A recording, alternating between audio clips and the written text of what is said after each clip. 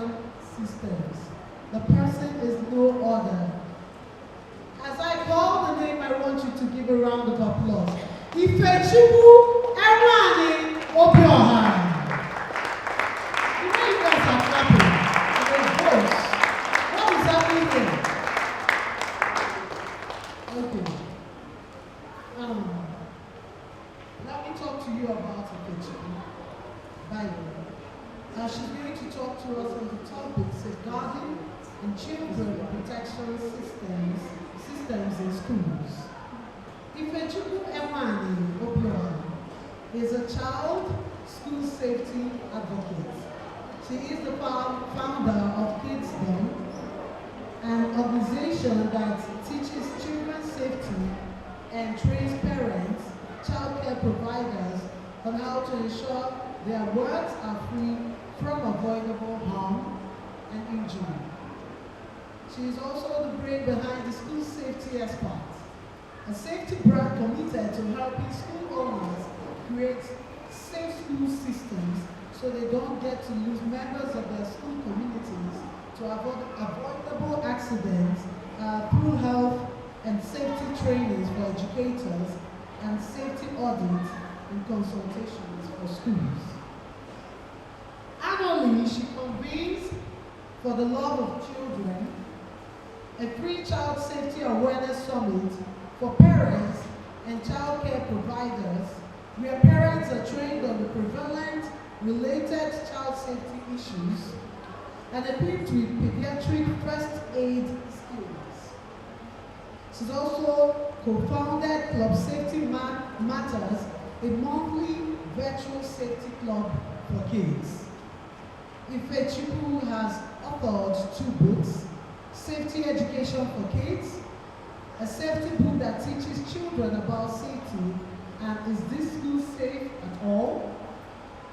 A guide for parents and school directors to assess the safety standards of schools in Africa, and co-authored the annotated manual of school operations in COVID era.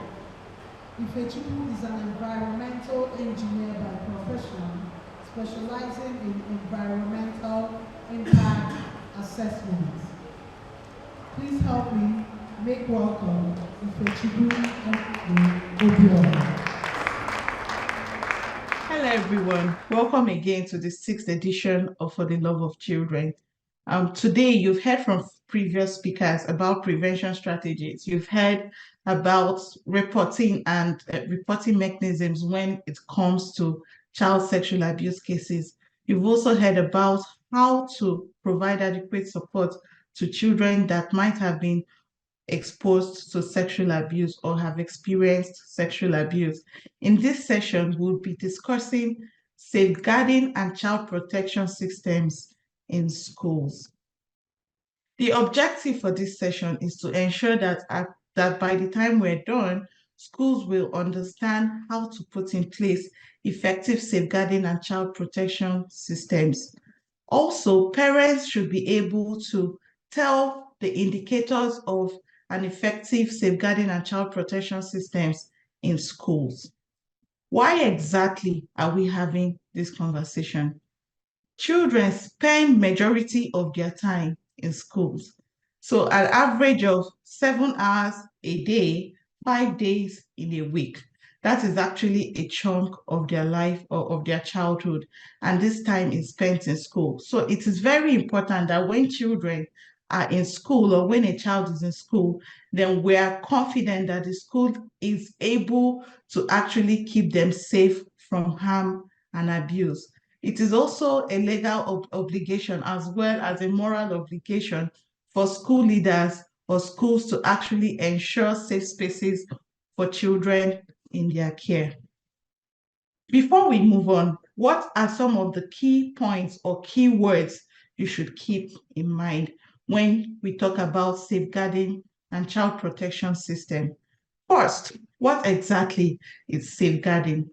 Safeguarding simply means for protecting children from abuse. What systems, what processes do you have in place to prevent harm? So safeguarding is prevention inclined. When we hear child protection systems, we are talking about systems you have put in place to protect children who have been abused or have been exposed to abuse. So child protection system speaks to how do we respond to harm. So it is response-based.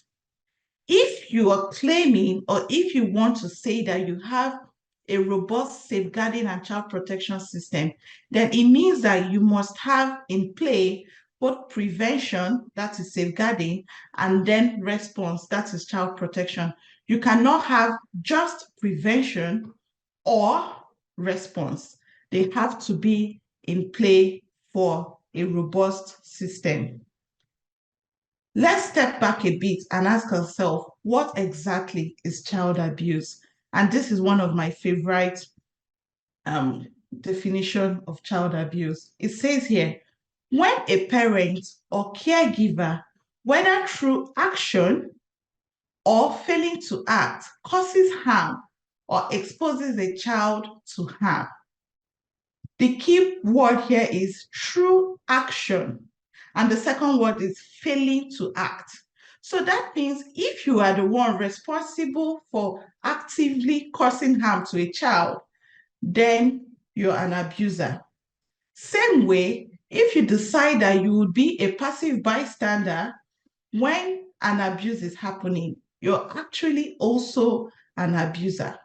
So an abuser is someone, whether through action, that is you doing something, or failing to act, omission, you've decided to be passive in this scenario, causes harm or exposes a child to harm. So let's ask ourselves, have we become abusers by actively causing harm or just minding our business?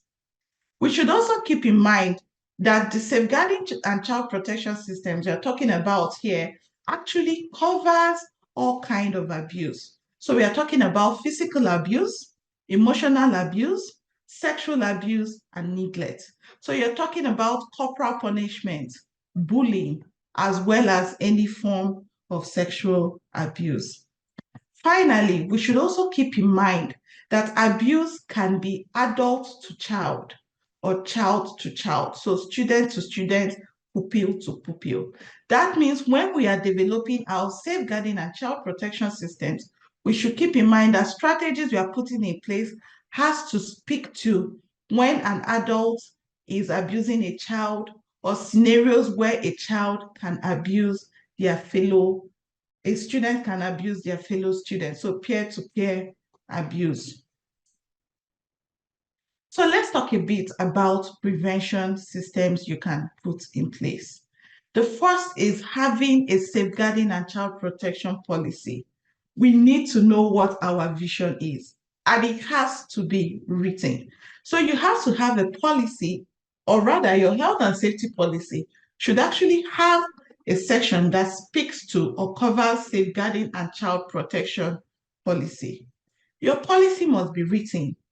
Having it written means you have a document you can refer to that is going to provide standardization for members of your school community. So it has to be written. It has to be specific when it comes to the processes you are preferring in that policy.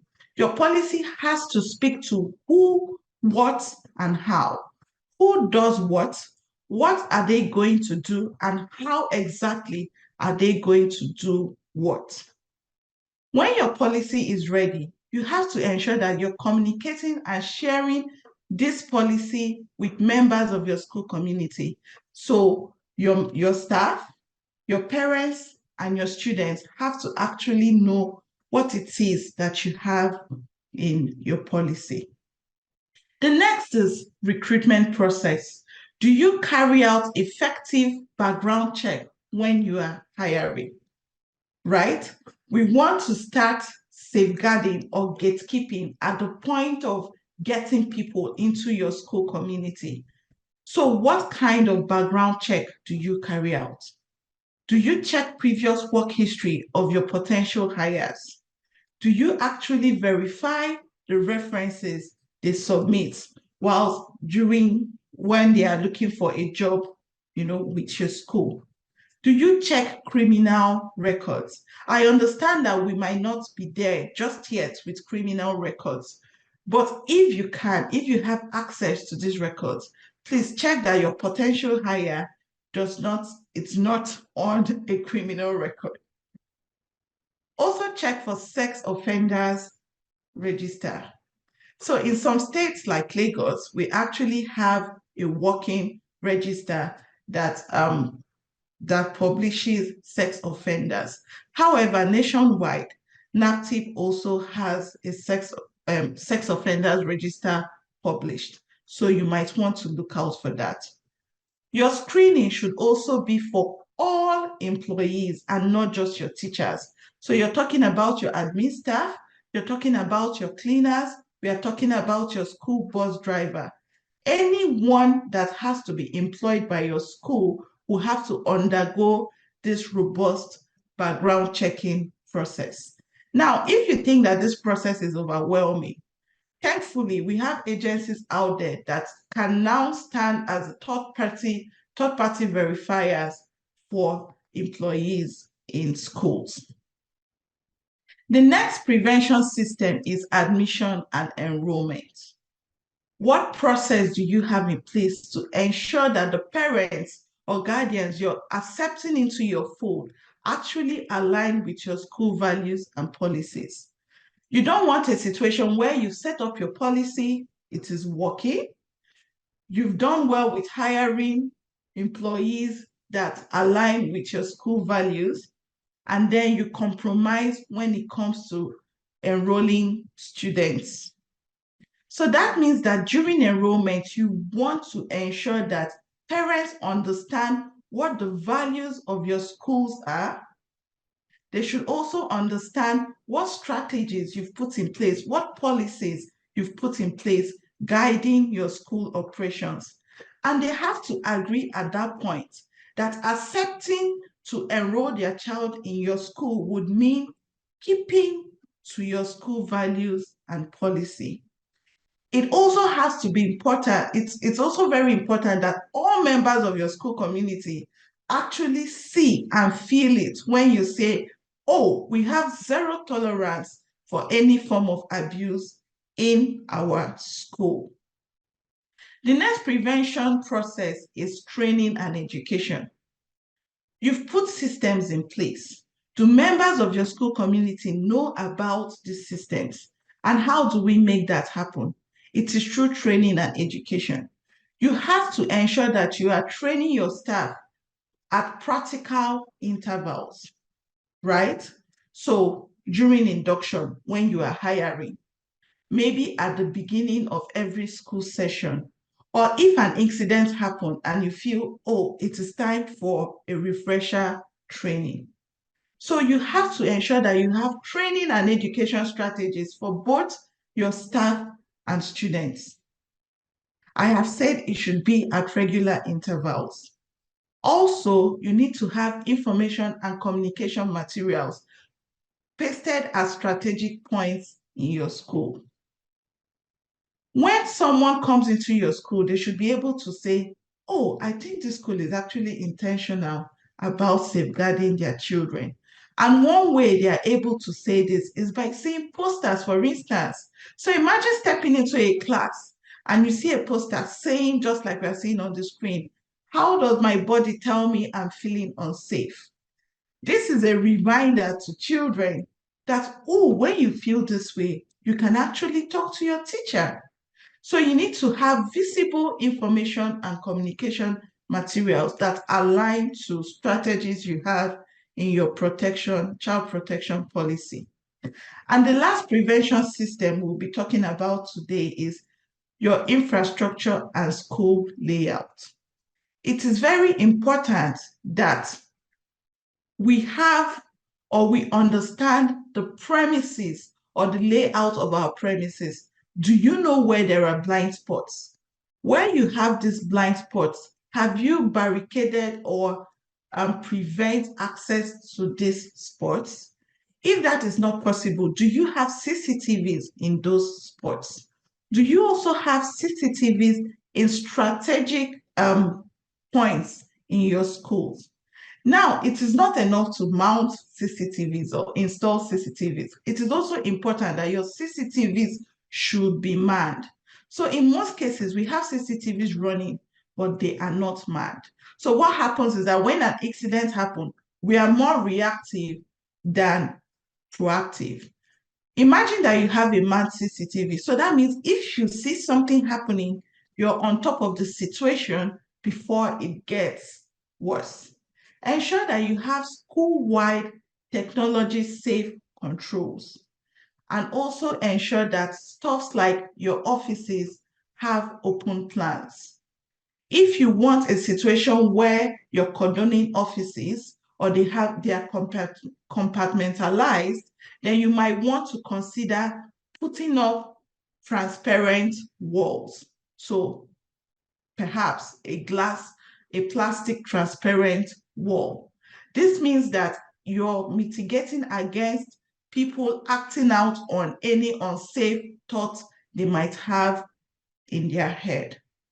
I would also want to mention that when you're developing your policy, we should think about what happens when a child is going from, say, school to their homes or from their homes to the school.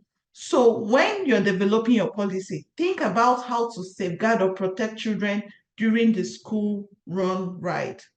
What about one-on-one time when a teacher has to maybe be in a situation where they have to speak to a student one-on-one?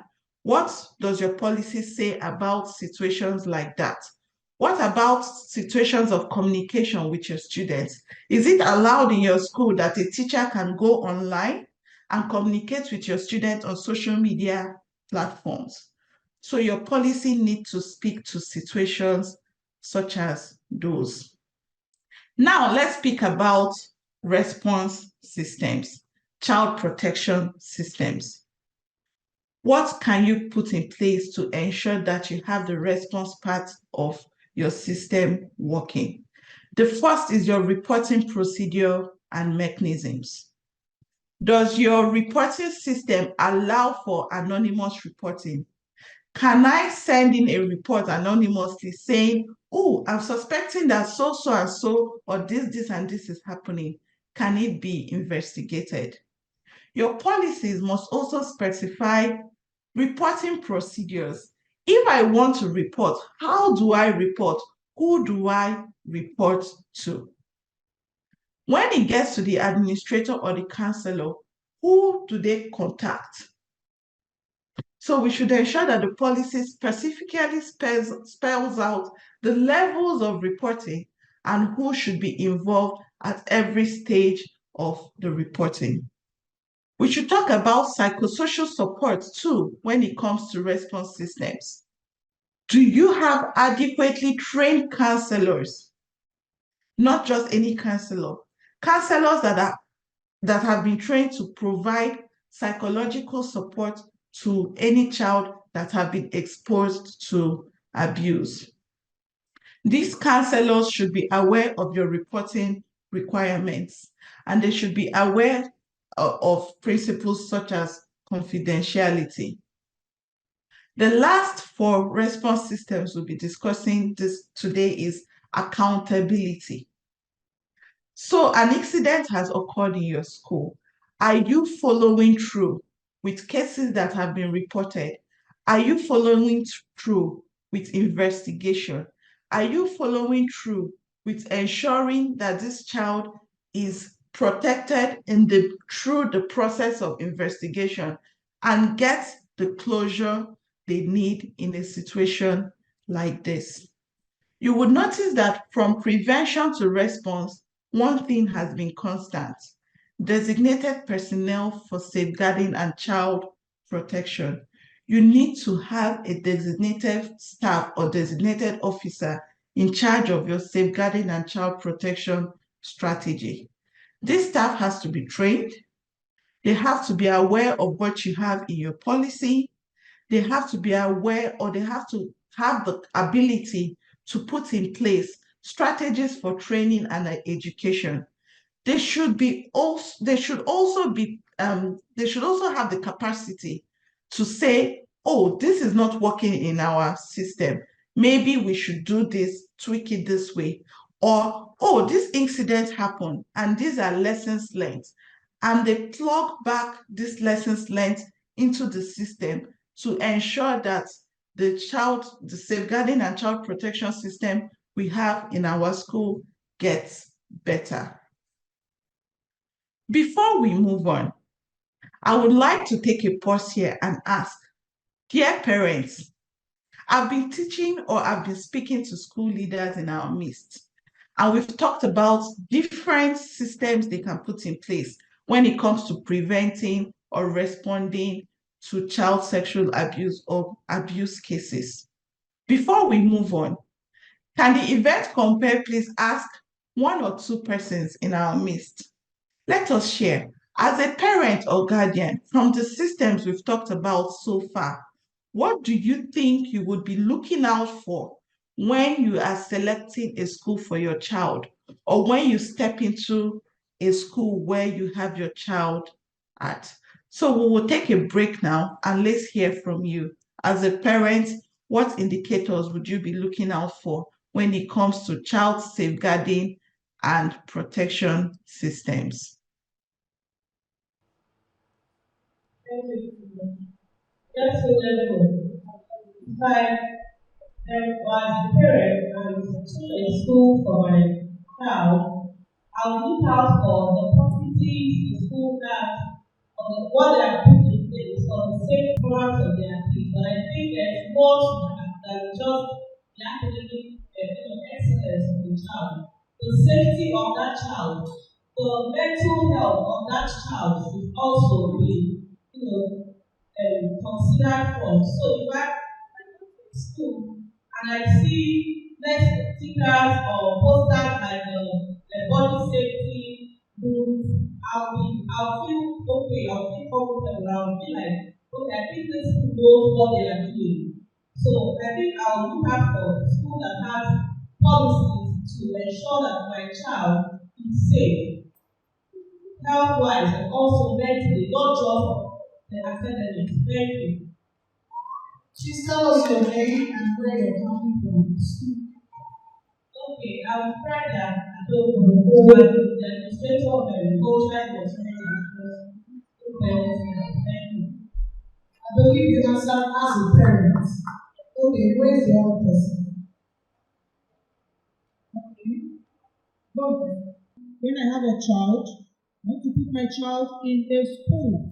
First, the thing I will look for is a place where my child will be safe. Not the problem of the child, when the child will be abused. No. Maybe the school for the girls or school for boys. That's where I'll put my child. And if the school, maybe for girls, then I'll make sure the school is good for my child. One of the major things I do before I enroll my kids in any school is to check the mission and the vision of the school. Because that's the heart of the school. That's what the school believes, and that's what they live for. And when the mission and the vision doesn't align with my family value and what I want in my children, I won't enroll my child there. Thank you. Thank you very much. That will be that. Any other person? Okay, in the absence of any more response, let's have the faith say something about it. So thank you so much for those answers. So in addition to what we've said, these are some of the indicators you can look out for. As I have said over and over and over again, policies. During enrollment, did the school share policies with you? In the health and safety policies they shared with you, was there any section covering child protection or child safeguarding? During enrollment, was this effectively communicated? If I say, oh, Mr. A, can you tell us what your child's school is doing when it comes to preventing child abuse? would you be able to say, oh, they do this, they do that, and they do this? Can you do that confidently? Do you see abuse prevention education materials when you step into the school? Have you asked the school owner or the school management, or are you aware of the school having a trained counselor that your child can talk to if need be? Have you asked yourself, how were past incidents handled? So in recent times, we've had, abuse cases where the school will sort of keep quiet or go behind the scene and do nothing or try to deny what is happening, stuff like that. And I keep asking myself, okay, parents in this school, they are not even trying to, hold the school accountable or get the school to sort of maybe work with a suspension or something to just tell that parent, oh, we know your child has been abused, we are standing with you. And I asked, I always say the way a school has treated another parent or a child that has been abused is actually the way they will treat your case if unfortunately it gets to you. So you want to ask yourself, how did this school behave when so and so happened, right? Now, we've talked about schools and we're talking to parents now. And it is unfortunate that when we hear about abuse cases, the first thing we hear is blame, right? Parents go, oh no, it happened in the school. School leaders will go, oh no, it happened at home. And in between, or while we are spending time trying to find who was at fault, a child is suffering. Parents, I'm encouraging you today to keep in mind, schools cannot do this alone. Schools cannot they cannot be the only ones protecting your children. It is a collaboration. It is a school-home collaboration for this to work. So that means when you're thinking about the well-being of your child, you're asking, how can I support my school or my child's school to ensure that they are safe in that school? And the first way you can do that is by being present. If there is a change in attitude with your child, you want to be able to pick it once it starts occurring. And then you can reach out to the school and say, oh, I'm noticing this in Princess. Can you look out for her and see if there's anything happening in school? Be aware of what is happening with your children. Also be educated, stay informed. What are they saying about abuse out there? What is the new trend out there? Be ready to communicate and educate your children about this. Communication is key, as Ms. Bangwell, Ms. Irene has said. So at every point in time, keep open communication with your children and ensure you are providing age-appropriate sex education. Build a relationship, an appropriate relationship with schools and teachers. The word is appropriate. You want to be sure that if something is happening with your child in school, they are free enough to reach out and report to you, and vice versa. Collaborate with schools when it comes to what is happening between and beyond school. So for instance, your child walks back home with a couple of friends. You want to know if something is happening between school and home. Are they being abused? Are they being bullied? Stuff like that. So collaborate with the school for cases where the children might be exposed to scenarios beyond the school or between the school and home. Be involved in decision-making process. Show up for PTAs. Show up for policy review meetings. When you have an idea out there, come in and say, oh, for cases like this is what is trending right now outside when it comes to abuse or rape. I think in school, you can put this strategy in place to better safeguard our children. So be involved in decision-making processes. In conclusion, how exactly can we ensure that our children are actually safeguarded in schools? How exactly can we ensure that schools actually have robust child protection systems in play? The first is, let's keep in mind stigma. For schools to have a system in play, they have to also ensure that whatever or what strategies they are putting in place does not stigmatize the victim or even a perpetrator till they have been proven guilty. We should also keep in mind that safeguarding systems have to be visible and felt. It's not all talk. If a school leader or if our school is saying, oh, we have a system in place, my child should be able to feel it. When they come home and I'm asking, how was your day in school? How did your school handle this? They should be able to tell me, oh, mom, I feel safe in school. Oh, mom, school did this. Oh, mom, school or my teacher did this to keep me safe. I feel safe. It has to be visible and felt. Remember, abuse can be adult to child or child to child. So let's look out for scenarios where our children might have been abused by adults, or preventing scenarios where they would be exposed to abuse by adults or their fellow students. Again, parents and schools must work together. We should also keep in mind that children with special needs are more vulnerable to abuse. So let's look out for them more frequently. We should also commit to following through on incidents and ensure that the support we are giving to any child in our care that have been exposed to abuse is actually child-centered. What works for that child? What will make them comfortable? What will help them heal properly and as quick as possible?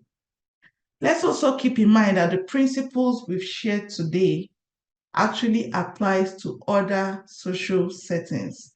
So the churches, extracurricular clubs, and any other social settings where our children will find themselves. I will end this session with saying, safeguarding our children is everyone's responsibility. So we need to get all hands on deck indeed. Thank you for listening to my session. I am open to your questions and answers. Thank you. My question is, when you were talking, you said that it has to do with the collaboration that is between the parents and the school or the teacher. So in a situation whereby you find that the child is sexually abused, then reporting the case to the parents, and the parents are like they notice such in their children. So the child noticed that you as a teacher was the person that reported the case to the parents. Is there anything or any way that the teacher can be safe? Because no children of nowadays, they threaten teachers in schools. Thank you. Okay, so first of all, there is nothing a school can fully do without involving the parents of the child, right? So no matter whatever it is that has happened to a child, whether health situation like a child is falling sick, parents should be fully informed even before a school start taking the child to the hospital. So if your child is sick, you inform, so this is the next step we are taking. So you carry everybody along. The school doesn't own the child. The child is owned by the parents. So regardless of how a child is behaving. So I think this is now an issue of a behavioral challenge of the child, right? We're trying to manage a child who doesn't want the parents to be aware. First of all, I would encourage that the school counselor comes in at this point. First of all, why is a child paranoid that the parents are involved, that something is hurting him? That means there is a threat somewhere. Even the child doesn't feel safe at home, there is more to be we should find out more. Someone is hurting you, and the school is trying their best to help you, but they can't help you without letting your parents know. But you don't want your parents to. Why? So I think first of all, no school should go and if something is happening, you should fully inform the parents. Even if you're doing something as a school, the parents should be aware. Let me give an instance. There's an instance where an abuse is happening at home, right? But it was reported in school. The school still will have to inform the home that we found out that abuse is happening in your home. The school shouldn't go ahead and take steps without involving the family. Everybody has to work hand in hand in ensuring the safety of the child. But the place where the school now has to take an extra step is if the family is saying, no, we don't want anything. Do you understand? Don't make this report. It's our family situation. Let us settle it as a family. It has gone beyond that. Unless you want to take your child away from our school, right? But if anybody, your child must remain in our school. The well-being of your child is our business, and you are involved, and we are involved. So if you don't want us to put our hand in something that is hurting your child, then take your child away from our school. But in that case, just like Chege said, I have seen a case where a school took it on board and reported to a higher authority before letting the child go. So what I'm trying to say is, yes, everybody is involved. So regardless of how a child is feeling, we cannot make decisions based on an underage child's feelings. We will address her feeling, but we will take the right step.